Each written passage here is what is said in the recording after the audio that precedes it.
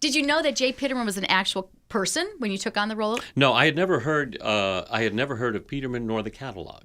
And you cut to 20 years later, and I own the company, and I am the character. You actually had to buy into that company to kind of save them. They were headed for bankruptcy. And they were actually in bankruptcy, and for about a year. And then John Peterman called me up one day and said, we're going to be putting the company back together again. Do you want to do it together under our parallel strengths? And so I said yes, and we did. So it's I'm on the board of the company, and have been responsible for putting several things into the catalog, and still actively involved in the company. Do you have a character like Elaine's character that actually works for you?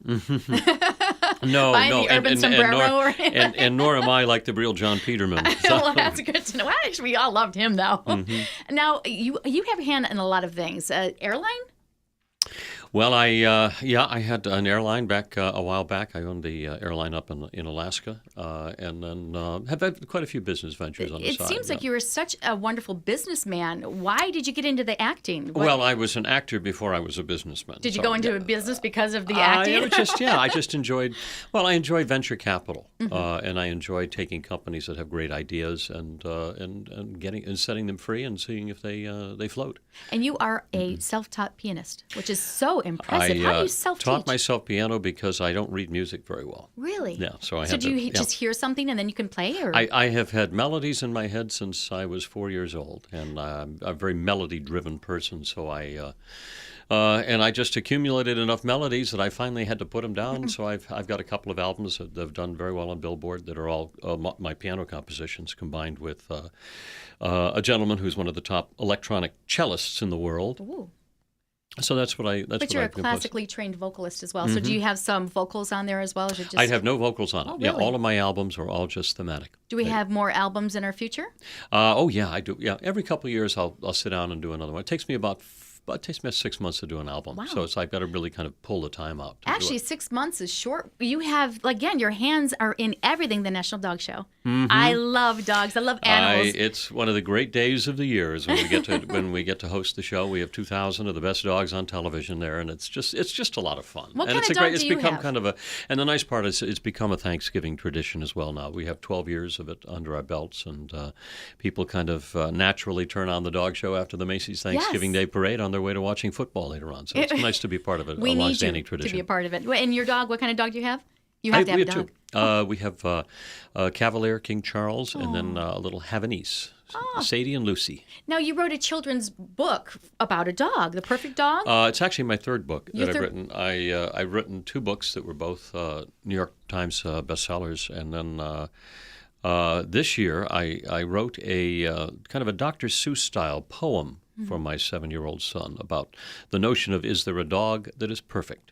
Aww. And so it's called The Perfect Dog, and it's, as I say, a Dr. Seuss-style poem that I wrote as a video piece for last year's dog show. And the video piece got such traction, went viral on a couple of million hits on the internet that my publisher decided it was time to do it as a book. So it's out. It's called The Perfect Dog, and I'm actually doing a book signing tonight at the Barnes & Noble there in Westlake. Oh, great. I'll be out there at 6 p.m. If you have a child, 3 to 7 years old, perfect age, bring them out. I'm going to be reading and signing the book as well. Well, you don't need to have a child. Just come out and see you and buy the book anyhow. If you like dogs, if you like animals, come buy the book. Now, on Dancing with the Stars, you came runner-up, but then you said, you know what, I want a second shot at this, and then you won in the rematch. They said you're going to get a second shot. It wasn't anything I had to do. They decided that first season to do a dance-off because they had kind of an odd voting system that they had gotten quite a few complaints on. The fans, yes. And so, so I did. But I was, it seems like years ago, and it was. But it's now 17 seasons since they do the double season. But it seems like so long ago. And yet, there's part of me says, my goodness, every time I go to the show and sit in the audience, I feel like I need to be out there. Really? Yeah, I get kind of antsy for not being on stage or out on dancing on the dance floor. It was nice to have the redo. What else in life would you like to have a redo? Oh, boy, there's a good question. A redo. Gosh, I'd love to have Seinfeld back. Yeah, so would we. Yeah, I miss it. I miss it terribly. I miss the excitement of having the script and going in and doing the read through of the script. I really miss that. That script was so much fun to work. That show every week was just so much fun.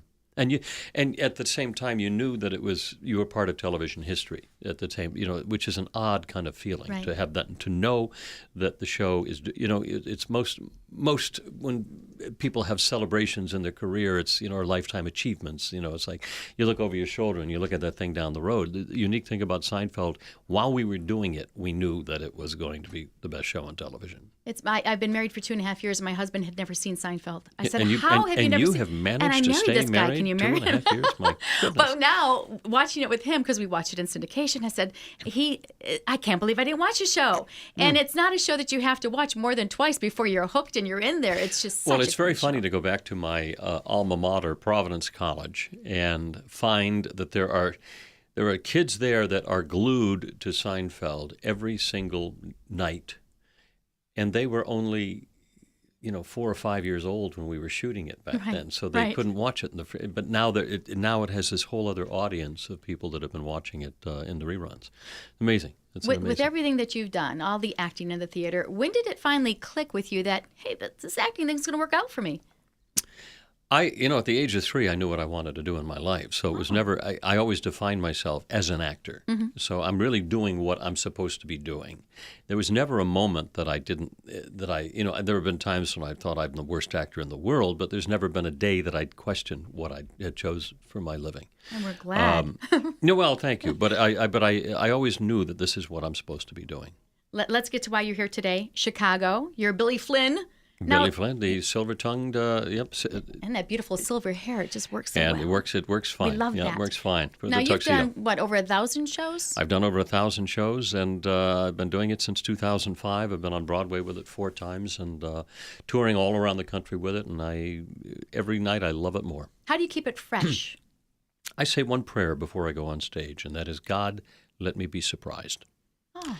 And what it does is it centers me and it focuses me on listening and playing in the moment. And every night something new happens on stage. I'll find one surprise in every show. And what happens is it makes the role so much more complex and complicated for me. So that the character is much richer than when I began him in 2005. And I thought he was a good character back then, but it's much more interesting to me now because I've been able to layer him with so many other things that have occurred to me as I've done the show, that you really need you really need to have your feet in the boots for that long. What's the most difficult thing about doing the character?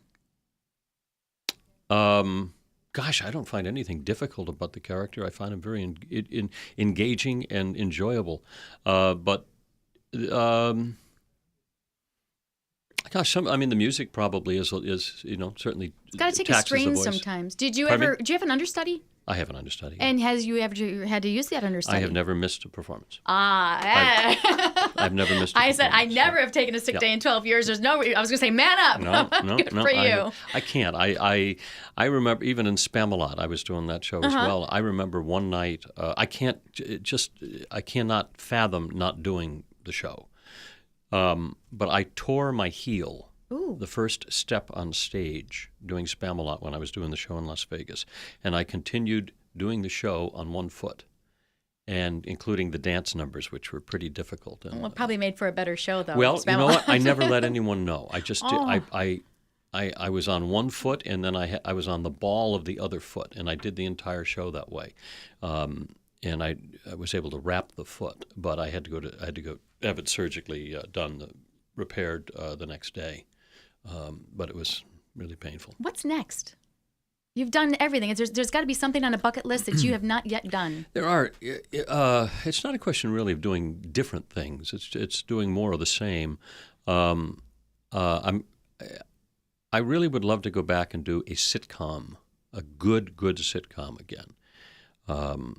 And I also like hosting. I love hosting shows. We liked Shows you are on The fun. Family Feud. I had a good time doing that. I wouldn't mind doing. I'd like to do a talk show if I could. If I can. We've had several almost happen type of things, but I haven't really. We haven't been able to come to terms on it. But a talk show would be a lot of fun. I enjoy it a lot. And I also enjoy radio. I enjoy radio as a medium, and I enjoy radio, and I wouldn't mind doing a radio show. And I'm not looking for your You're job. not taking No, my I'm job, not taking thank your you. job. No. Although Cleveland would love you. but here's the reason I like it. I like it because radio is the only medium that allows you to actually develop a thought beyond a sound break. Right. You know, on television, it's like, oh, we got 2 minutes. You know, it's like if I'll be a guest on a television show, I've got 2 or 3 minutes to get everything out that I need to get. Right. And it's like, you go, I can't develop a thought. Or if something occurs, nothing can occur to you on television.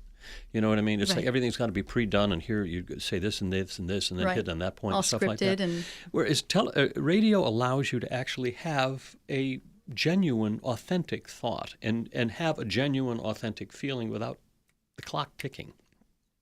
Genuinely, usually on radio, it takes as long as it needs to. Right. Whereas it has to be, rather than something that has to be fit into a set amount of time. Right. And I We're find heading for a commercial break. Time up. No, that's you're right. it. Yeah. Yeah. It's and that's what I love about radio. That's why I enjoy it. So on the bucket list, maybe I'll be doing a radio show. Well, we'd love to have you. Thanks. You know, I'd love to have a co-host. The co-host. Let's do that. Yes. In fact, Let's I'll let do you that. have top billing. That's I'm good like that. No. Yeah, I knew you'd say And no, that's why I offered it and up. also starring. I'll be there. Ah, there we go. John O'Hurley, we're going to catch you tomorrow through Sunday, PlayhouseSquare, Chicago. Chicago. Billy Flynn is alive, and then tonight we'll be at we'll be over there at Westlake at Barnes & Noble at 6 p.m.